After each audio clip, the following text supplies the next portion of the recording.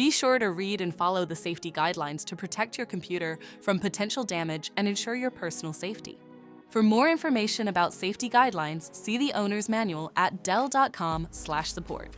Before you begin, turn off the computer and disconnect all the attached peripherals. Before proceeding, ensure your computer is in service mode. To enter service mode, press and hold the B key on the keyboard and then press the power button. Now, the computer will boot up and the owner tag information is displayed on the screen. Press any key to proceed. The computer will emit 3 short beeps and shut down, indicating it has entered the service mode. Loosen the captive screws holding the base cover in place. Using a plastic scribe, pry the base cover from the palm rest assembly, starting at the top edge and working your way around to release it from all sides.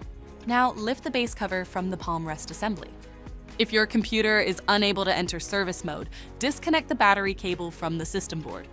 To remove the wireless module, identify the wireless module and remove the screw securing it. Unlatch the module and disconnect the cables to remove it from the system.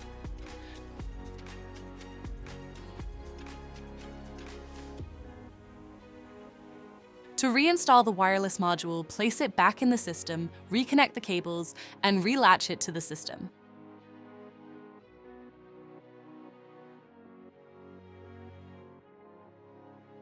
Tighten the screw to secure it.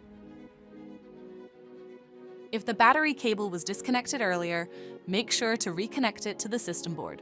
Next, align the base cover with the palm rest assembly and gently place it into position. Tighten all required screws to secure the base cover in place. To exit service mode, connect the AC adapter and press the power button. Please note, the system will only power on and exit service mode if the adapter is connected.